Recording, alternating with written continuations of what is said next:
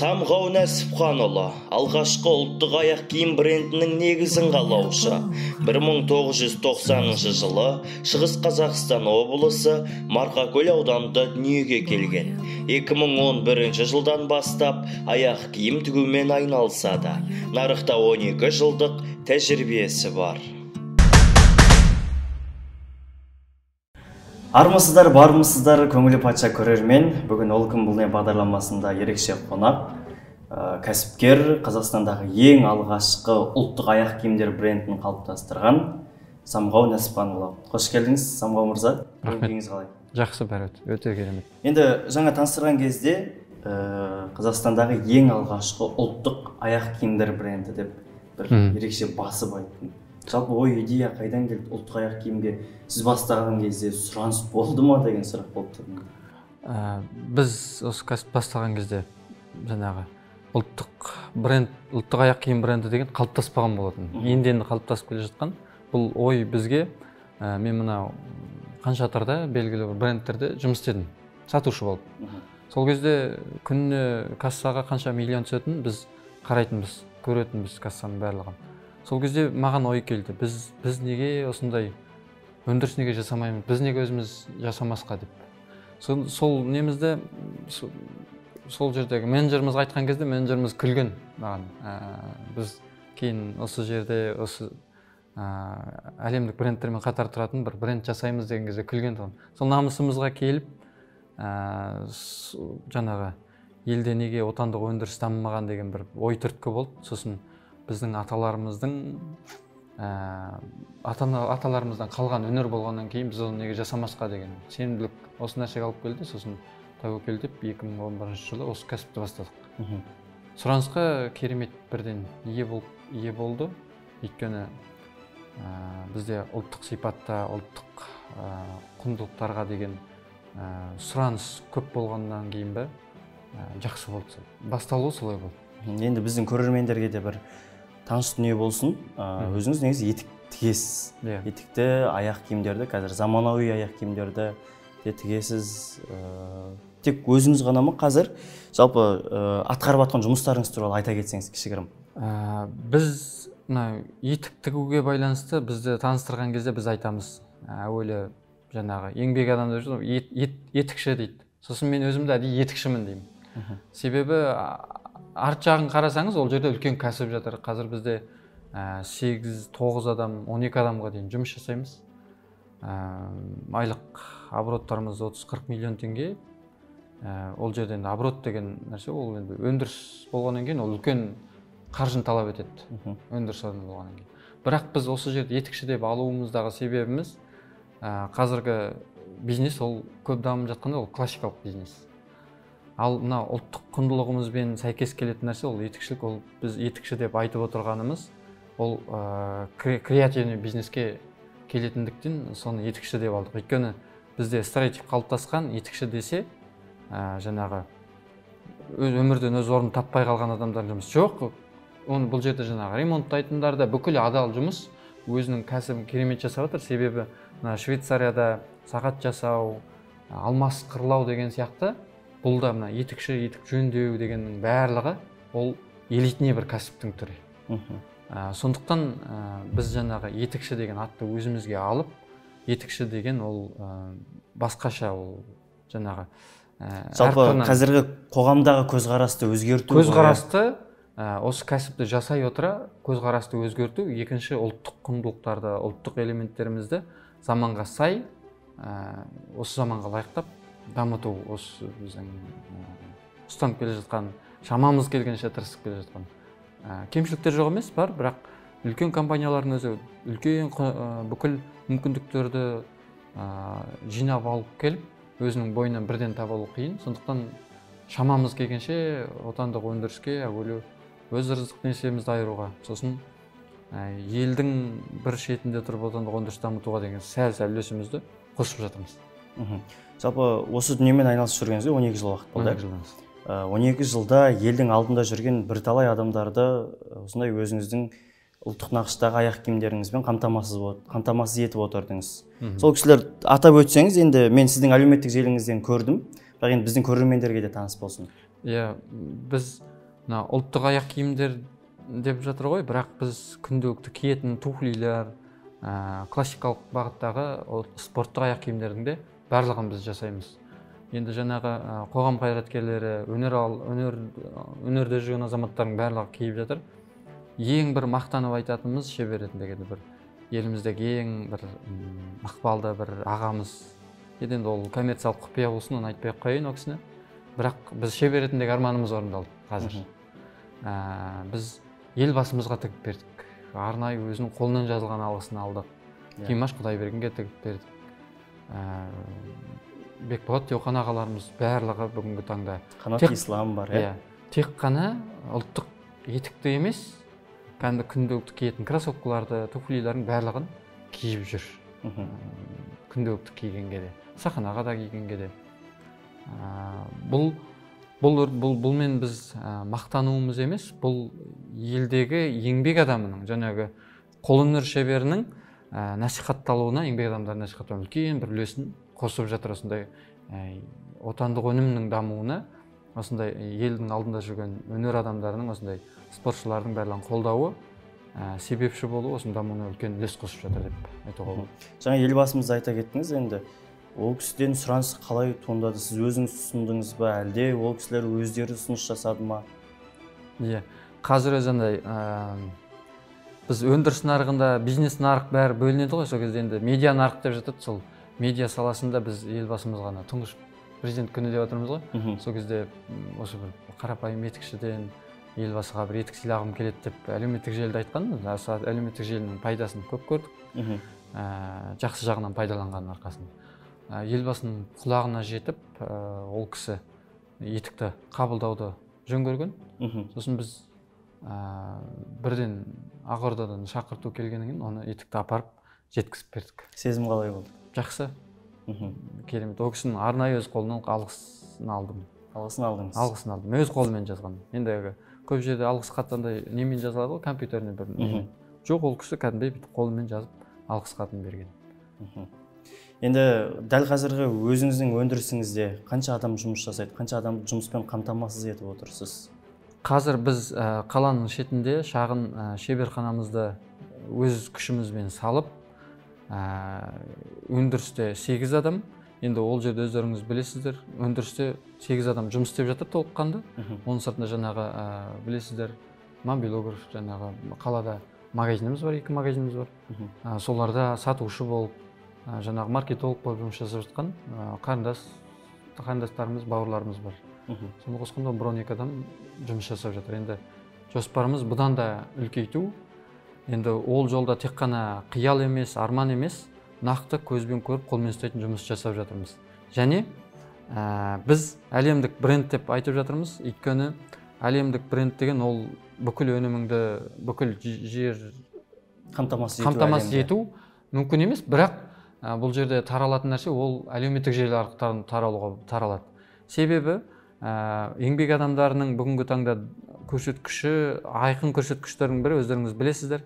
Ол жаңағы Нұсрет тұз себетін, сосын жаңағы күліп жасайтын түріктің аспазшысы Бурактар бар. Сол сияқты біздің Қазақстанда қолөнершісі осындай бір медиа нарықта дамыса, сондай бір әлемдік неге шығады ғой деген үмітім бар. Соған біз жұмыс жасап жатырмыз. Әрине оның барлығы жаңа қаржатты талап етеді. Әуелі біз финансовый жағымызды реттеп, енді құр қиялдан көрі нақты іске көшіп, артында үлкен жаңағы маркетинг подтарымызды дайындап, соған жұмыс жасап жатырмыз. Мақсатымыз тек қана отандық өндірісті қалыптастыру емес, әрине қалыптастыру, бірақ медиа нарықта да жұмыс жасап, бір әлемдік неге әлемдік аренаға шығып көреміз деп ниеттеніп, талпынып жатырмыз. Осы алдағы 1-2 жылда өзінің результатын, өзінің нәтижесін толық береді ғой деп ойлап отырмыз. Сіз тігіп жатқан аяқ киімдердің басқалардан айырмашылығы қалай? Бізден басқалардан айырмашылығы біз таза теріден жасауымыз, және жаңағы өзіміз енді айырмашылығы бұл жерде мынандай болып тұр ғой. Біз алып сатар кәсіпкер емеспіз, бизнесмен емеспіз енді, ол кісілердің несіне тиісіп жатқан жоқпын, қарсы емеспін, ол да даму керек, ол бизнес көзқарасымен ол дұрыс. Бірақ біз осы саланың кәсіпкер деп аталғанымызбен ішкі саласында біз нақты маманбыз, халыққа не керек екенін білеміз де, оны тереңірек айтқан кезде аяқ киімнің ішінде синтетика болмау керектігін сосын білсеңіздер, енді маман ретінде айтайын, мына аяқтан өтетін жаңағы суық бар. Екінші бір кішкене бір уақыттарыңыз болмай, мысалы айта салайын, ана йодты тексерген кезде йодты мына табанға жағады екен да, табанға жағып. Сол кезде ол таңертең тұрғанда ол сіңіп кетсе, сенде йод жетіспейді деген сөз екен. Сонда мына аяқтың сіңіру, химиялық заттарды сіңіру несі өте жоғары екен. Сол сияқты соның барлығын біз еске табиғи артықшылығын табиғи таза теріден жасауымыз және ол кәсіби маманның жасауы. Сосын ұлттық деп бір жағын ұлттық аяқ киімдерде отырмыз, сосын сапасы өте жоғары. Сосын біз халқымыздың тағы бір ерекшелігіміз бағасын біз өте қолжетімді етіп жасайық деп жоспарлап отырмыз. Біз материалдарды осы халықтың отандық өнімге деген сұранысынан басқа тері өндіретін, кожа өндіретін, мех өндіретін өндіріс орындарының барлығы дамып жатыр.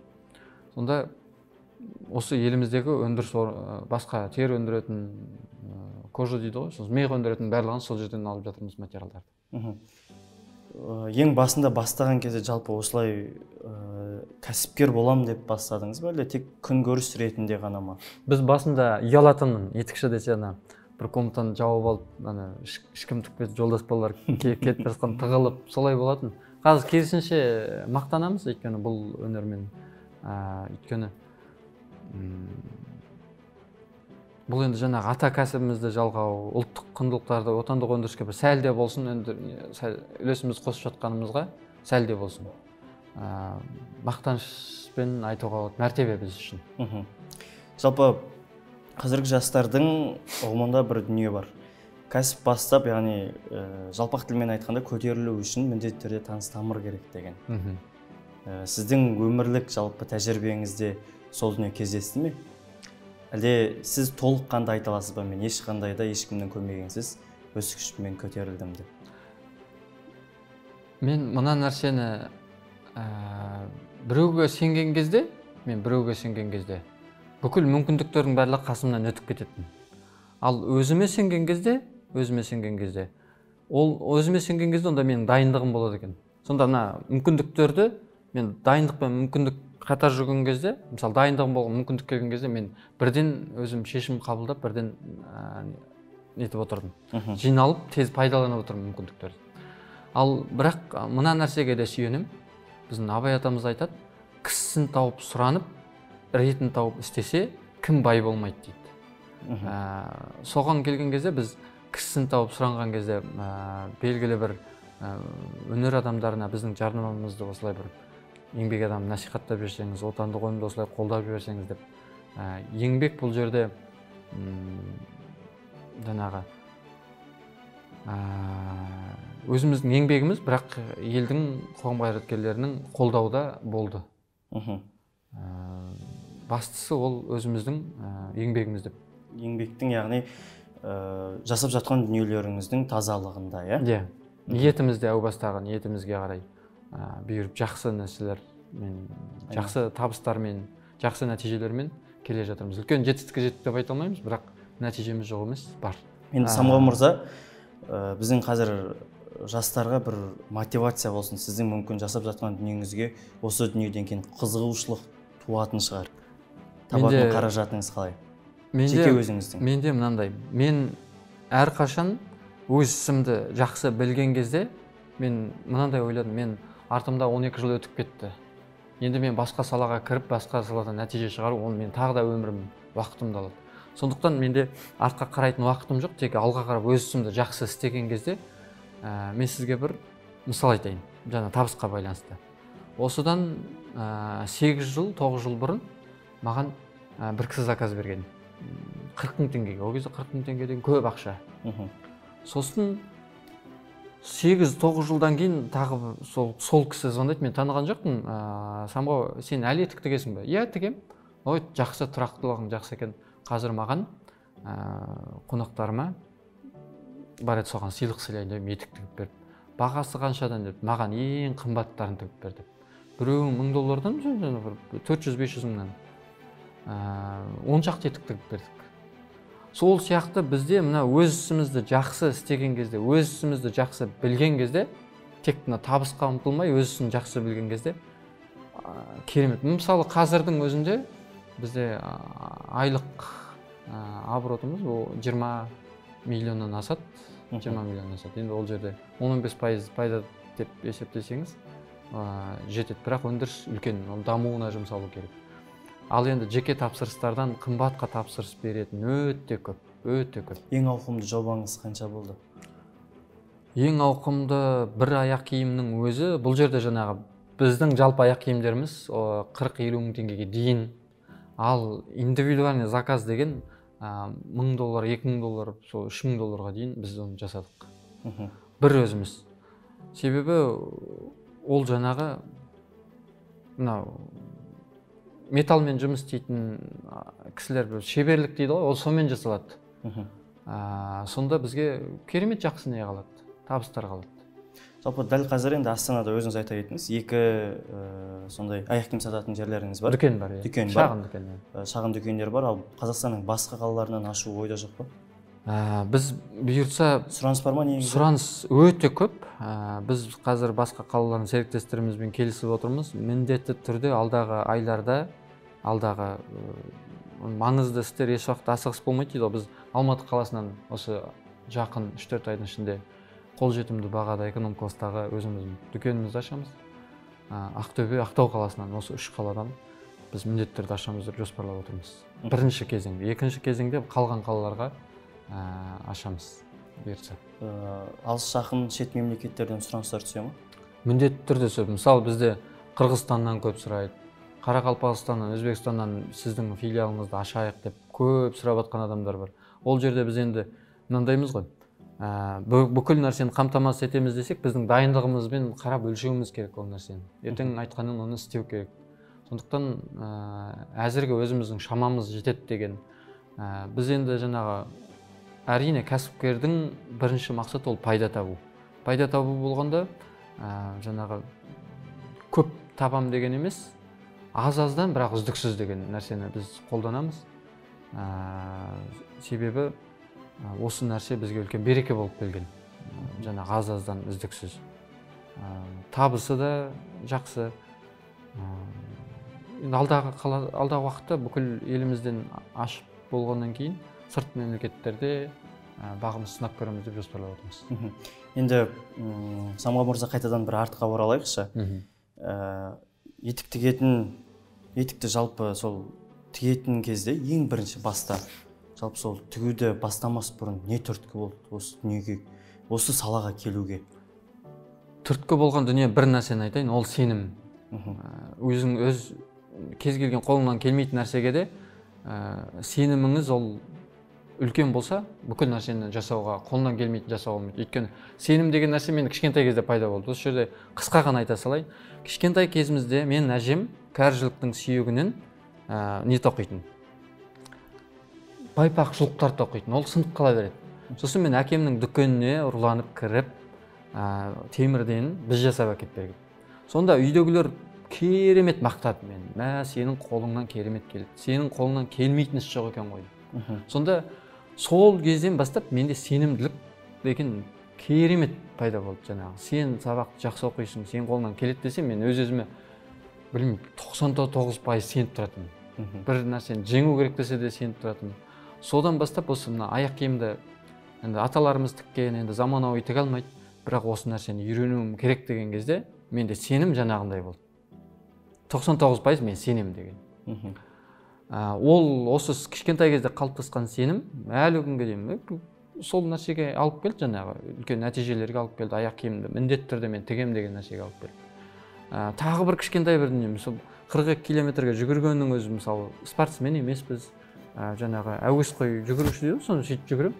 Сол 30 километрден кейін сен бүкіл физикаң бәрі бітеді, тек жалғыз қалатын ол шыдамдылығыңмен, өзің ерік-жігеріңмен жалғыз қаласың.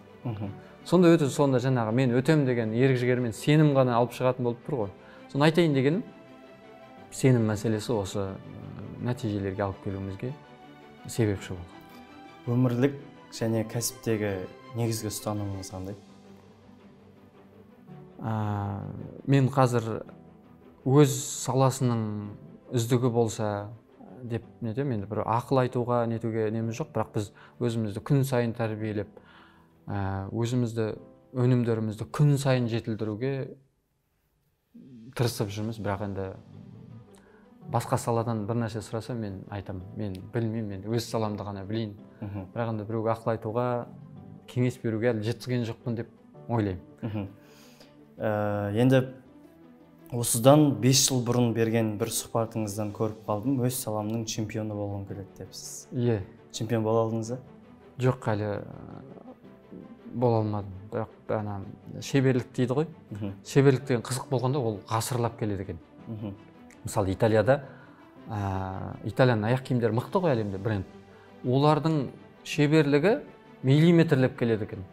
Мысалы 100 ғасырдың алдында ол етік біз сияқты тіккен болуы мүмкін. 100 ғасырдан, 100 ғасырдан кешірім сұраймын. 1 ғасырдан кейін оның балалары керемет дегеді. Сонда ана тәжірибе, қолдың үйренуі, икемділігі, дағдысы барлығы атадан балаға жалғасқан кезде ол ана мықты болып шығады екен. Енді өзімізді шебер деп айтуға енді білмеймін.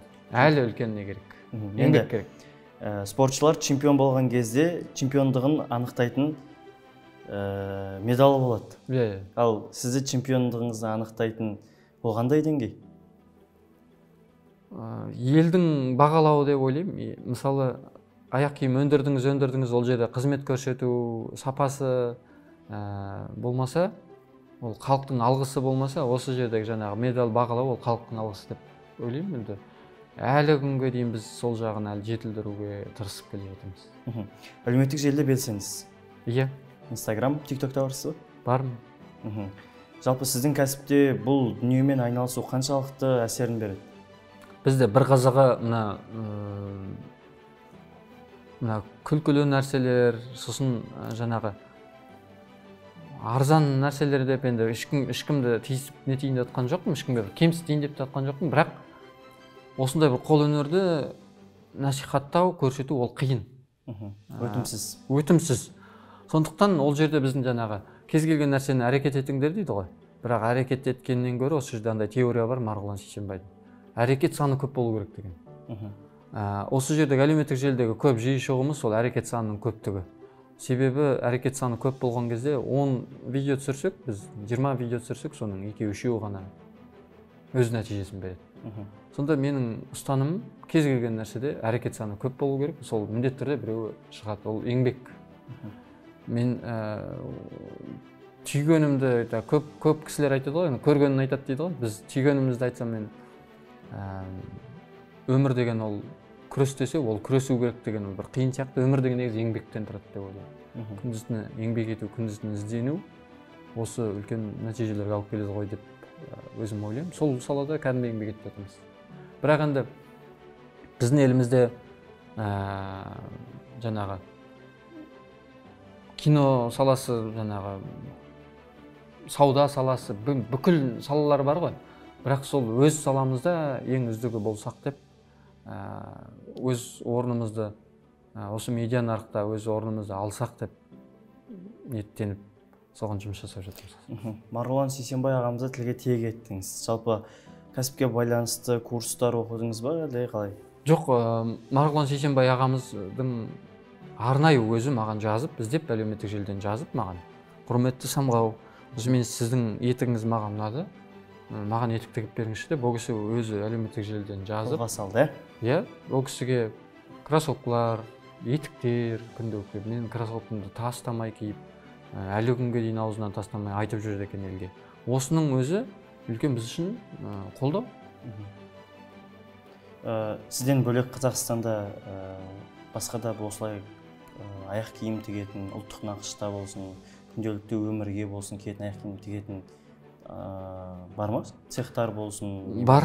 Бір қызық жерін айтайын. Мен қанша басқа ұлт өкілдерінен үйренуге сұраған кезде, мен енді ұлттарға нетпеймін, ол ұлттардың несі бұл жаманы болмайды, кемшілігі ғой енді.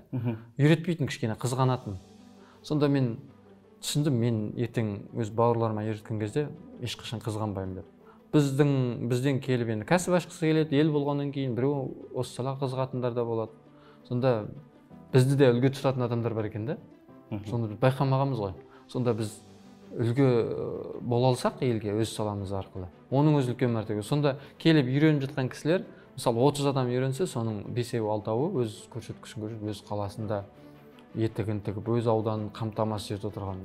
Өз ауданның үздігі болып жатыр дейсіз. Өз ауданның. Мысалы бір жас бала келіп үйреніп, сол етігінен 7-8 сиыр алып, қазір деген үлкен неге кәсіпке жол басталып кетті. Осының өзіне бір себепші болып жатқанымызға біз қуанамыз. Басқа да тігіп жатқан өндіріс орындары көп болған, саусақпен санарлық. Өйткені басқа жаңағы тері өндірісі, клей, табан дегендердің барлығы бізде қалыптаспаған. Айтайын дегенім, аз-аздан болсын, кішкенеден болсын дамыта берген кезде біздің өзі бір ағамыз айтқан тәуелсіздік деген ол елдің тәуелсіздігі болса, ішіндегі жаңағы ұсақ түйектен сол құралады деп жаңағы. Басқа елге аяқ киімнен тәуелсіз болсақ, матадан тәуелсіз, мехтан тәуелсіз болсақ, осы тәуелсіздіктің, елдің тәуелсіздігін құрайтын нәрселер осы ғой деп айтқан болатын. Сол сияқты осы бір жасап жатқан дүниеміздің барлығы сәлде болсын тәуелсіздікке қосқан үлесіміз ғой деп кішкене ойлаймын. Әрбір қазақ жігіті сіз сияқты ойлай алатын болса, негізі еліміз дамыған 30 мемлекеттен емес, бір 10 мемлекетке де кіріп кететін секілді. Қалай ойлайсыз? Енді сол күнге жетейік деп ниеттенемін, бірақ енді бізде айтады, мен өзімді осыдан 5-6 жыл бұрын саясатта кім қайда болып жатыр, өнер жұлдыздар қайда нетіп, бәрін біліп отыратын. Соңғы 5-6 жылда мен өзімді олардың барлығынан шектеп, тек өз саламды меңгерейінші. Жалпы маған ақпараттан көрі өз саламның бір тетігін меңгеріп алған. Ол жерде біздің саламыз деген ішінде қаржылық сауаттылық бар, балалармен жұмыс істеу, адам басқару, қаржы басқару, оның сыртында жаңағы осы әлеуметтік желімен жұмыс, оның ішінде кәдімгі соның барлығын маған жалпылама бір ақпарат алғаннан көрі ішкі дүниесіне кіріп, сол инструменттерді меңгерген маған тиімдірек болды. Жаңа сіз көп нәрсені сұраған кезде мен ол жағынан кішкене хабарсыздауын деп. Айтуға бір жағынан ұялдыңыз. Ұялдым. Жалпы алдағы уақытта енді жаңа айтып жатсыз, үйреткеннен ешқандай бір қысылмаймын, барлығын еркін айтамын деген сияқты. Қызғанбаймын. Енді анау бір сөз бар ғой, адамзаттың пенделігіне пәрбарлық ететін көре алмаушылық дейді. Жалпы алдағы уақытта бір курс ашу ойда жоқ па? Осы қазақтың ұл-қыздары үйренсе екен деген ой ниетте. Мен өзімді таныған кезде мен оқытушы болатын адам емес екем. Сонда мен үйренем деген кісілерге курс ашу ойымда жоқ, бірақ бізде болған. Бірақ мен өзімді оқытатын адам ретінде емес, көріп үйреніп алса деген менде не бар.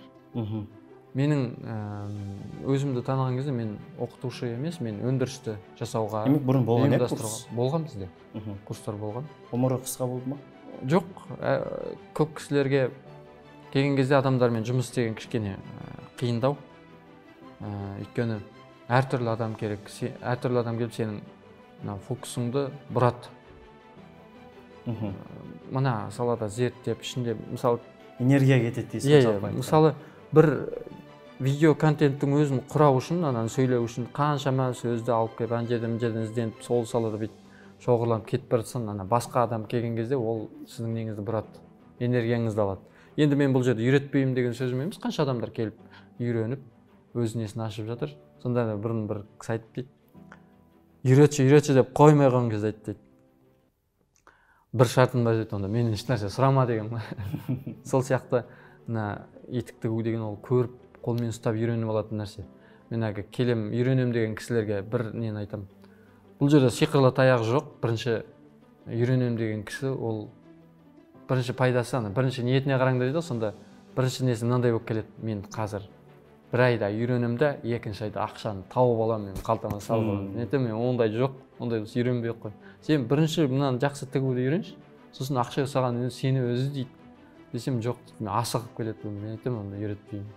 Үйретпейміз дегенде бас тартамыз енді.